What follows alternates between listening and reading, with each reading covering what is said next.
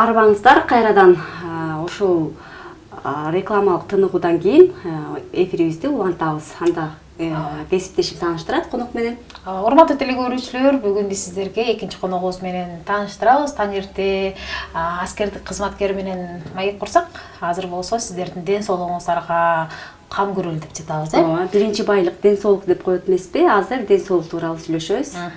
Көпчүлүк учурда кесиптешим айымдар кош бойлуу болгон учурда бутуна варикоз чыгат, анан көп баягы туугандардан, тааныштардан көрүп калабыз го, көп баса албай, бутумда варикозум бар эле деп кыйналгандарды. Мына ушул варикозду сүйлөп калдык демек. Биз бүгүн ушул көйгөй тууралуу сүйлөшөбүз. Эмне үчүн бутубузга варикоз чыгат, кандай учурда, кайсыл учурда аны операция жасап алдырыш керек, кантип лечение жасаш керек, кантип дарылатабыз, варикозду кантип алдын алыш керек деген суроолорго жооп алуу үчүн бүгүн биз студияга атайын конок чакырдык.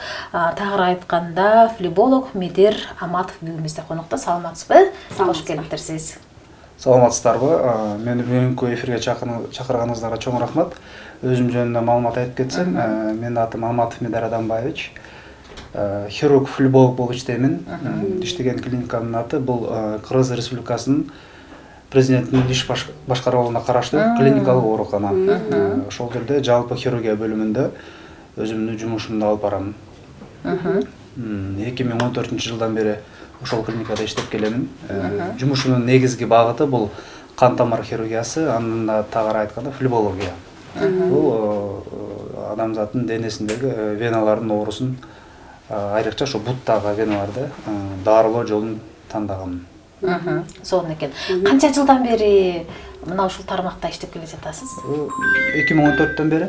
2014-төн бери веналарды дарылап келебиз. Анын ичинде акыркы 4 жылдан бери, жанагы 4-5 жылдан бери акыркы заманбап жол менен дарылап келебиз. Жакшы экен. Негизи кандай учурда, эмне болгон учурда ошо биздин буттарыбыздын кан айлануу процесси бузулабы, баягы сыртка тамырлары чыгып кетип атпайбы? Эмне себептен болот? Варикоз жөнүндө жалпы маалымат айтып кетсем, дүйнөлүк саламаттык сактоо уюмунун статистикасына таянсак, эң көп кездешүү оорулардын арасына кирет экен. Деги эле калктын өнүккөн өлкөлөрдө калктын 30%га чейин калктын ооруйт экен бул оору менен. Жана экономикалык жактан да чоң мааниге эге, себеби калктын жумушка жөндөмдүү бөлүгү бул оору менен ооруйт экен. Бул оорунун аягында тилекке каршы жанагы жумушка жараксыз болуп калышы мүмкүн экен. Инвалидизация алып келип кое турган оорулардын бири. Эмне үчүн бул оору көп кездешет? Биринчи кезекте бул оору тукум куйт.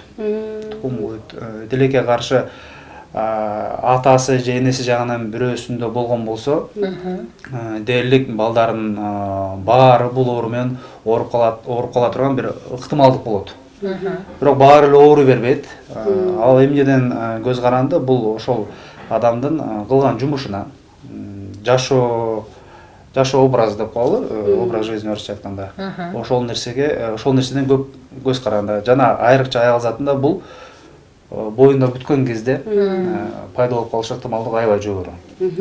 Мурда буга чейин мындай жаш өткөндө варикоз болгонун байкачу элек да, азыр жаш кыздардан тартып эле варикозго чалдыккандар көп кездешет. Бул себеби эмнеде деп ойлойсуз? Эң туура, биз да статистика алып жүрөбүз да, анан бизге кайрылган бейтаптардын көпчүлүгү азыр жашарып баратат.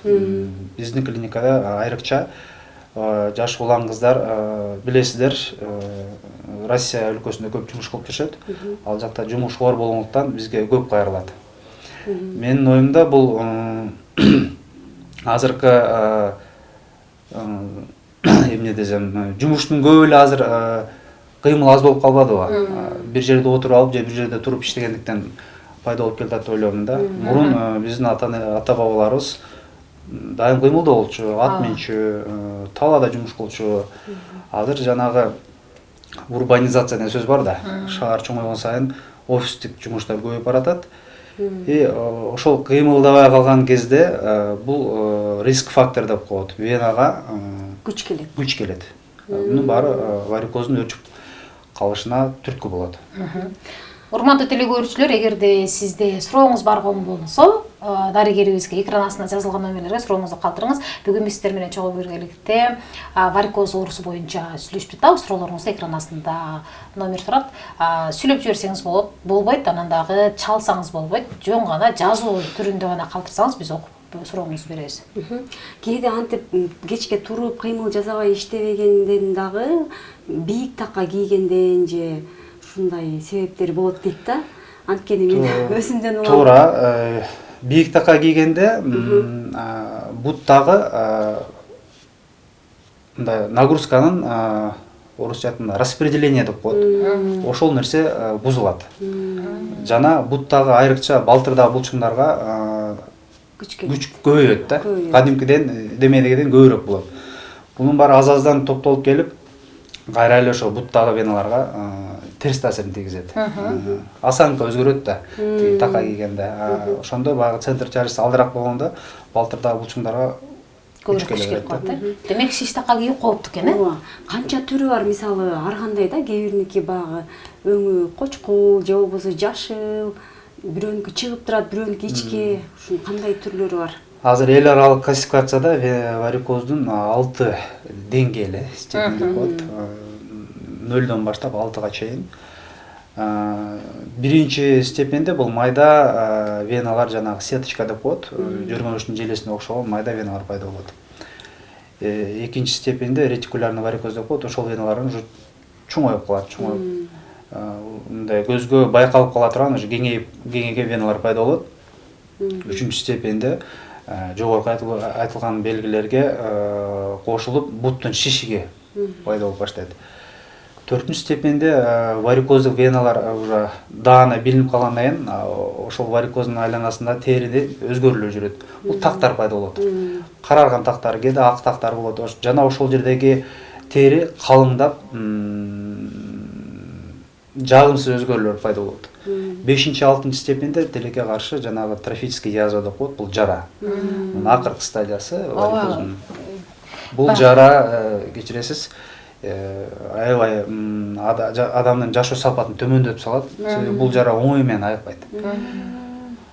Бизге келген бейтаптар ар түрдүү маздар сүртүп көргөн болот. Жанагы балам тиги Америкадан салып өтүп, Европадан салып өтүп тигидей окмуш маздар сүртүп көрөт, бирок бул оорунун жанагы себебине таасир бербей эле оорунун убактылуу мындай причинасына эмес, следствие деп коет, жыйынтыгына эле таасир бербесе, себебин алмайынча бул оору айыкпайт да, тилекке каршы.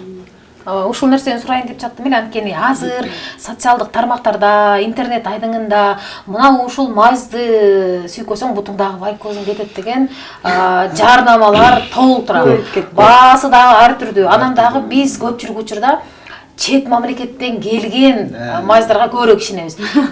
Америка Кошмо Штатынан же болбосо Германиядан Жапон техникасы менен десе эле укмуш экенде бутубузга баягы сүртүшөт да.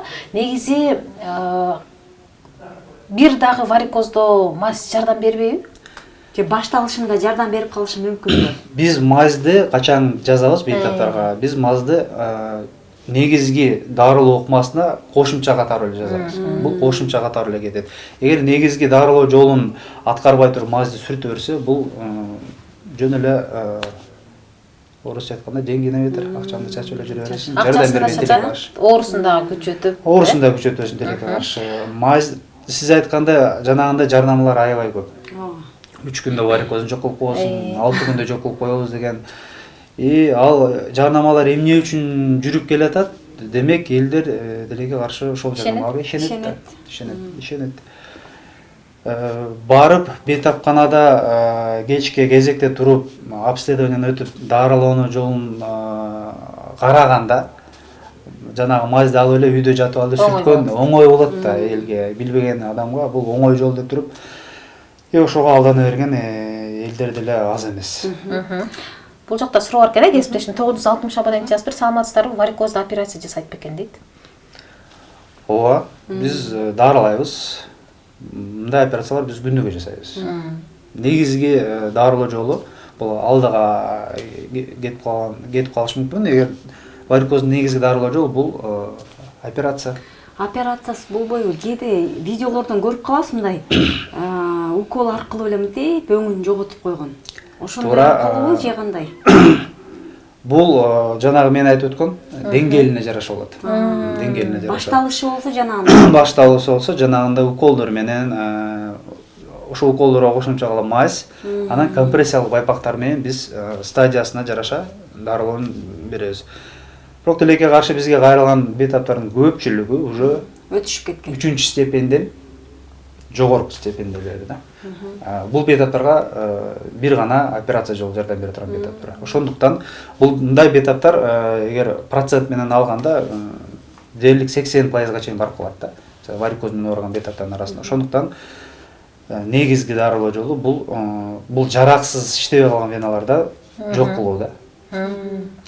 Сиздерге барганда алгач эмне анализ тапшырып аныктап аласыздарбы стадияларын же көрүп эле? Биринчи кезекте биз флебологдун бул биринчи жардамчысы бул УЗИ аппарат. УЗИ менен биз жанагы стадиясын коебуз. Койгондон кийин анан дарылоо жолун бейтап менен сөзсүз түрдө биз кеңешебиз, түшүндүрөбүз.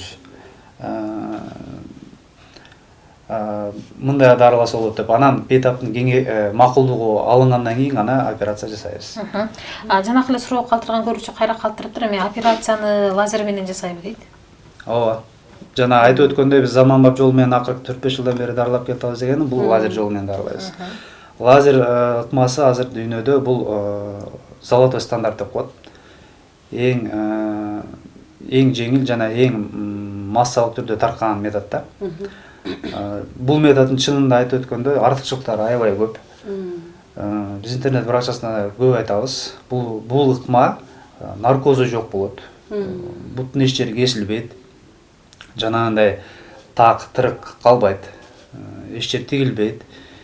Наркоз берилбегендиктен бейтабыбыз операциядан туруп басып эле ошол күнү эле үйүнө кете берет.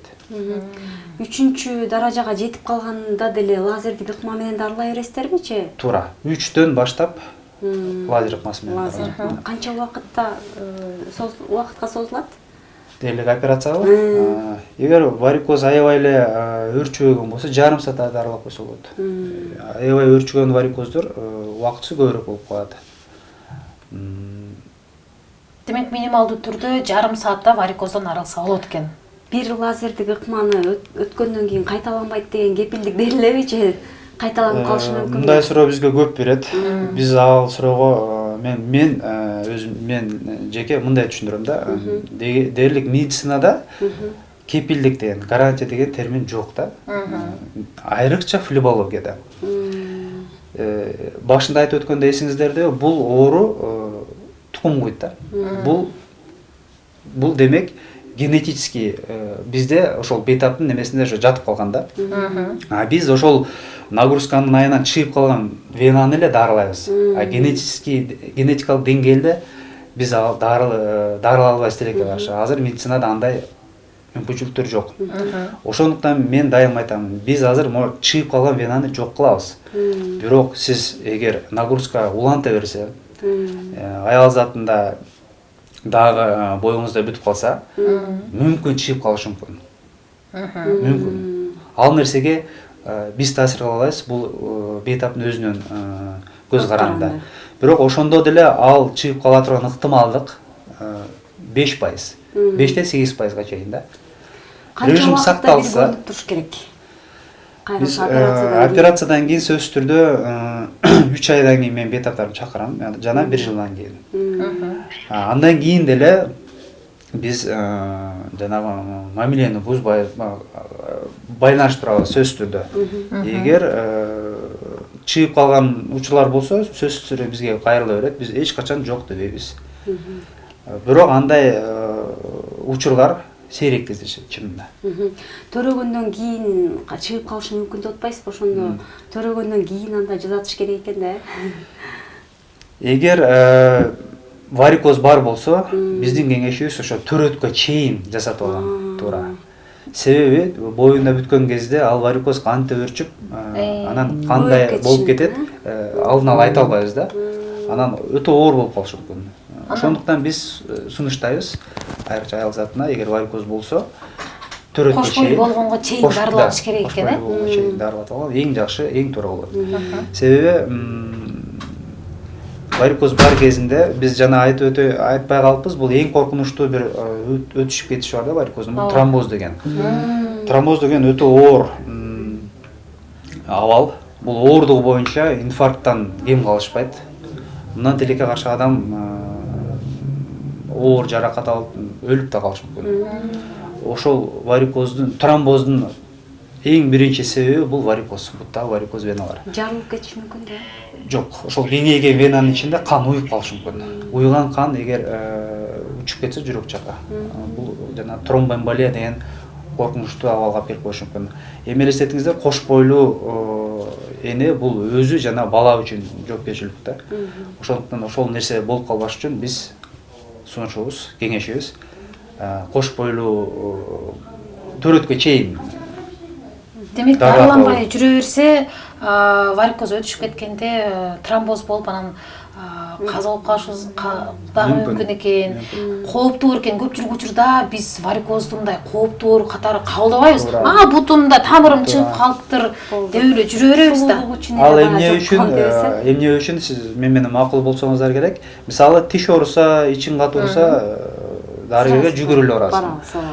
Варикоз бутта бир вена шишип турат, эми оорубаса жүрүп тура берейин деп бересиң. Адамдын табияты ушундай экен да, бир жериң катуу оорубаса, иштеп тура берейин. Бирок варикоз акырын өрчүй берет да.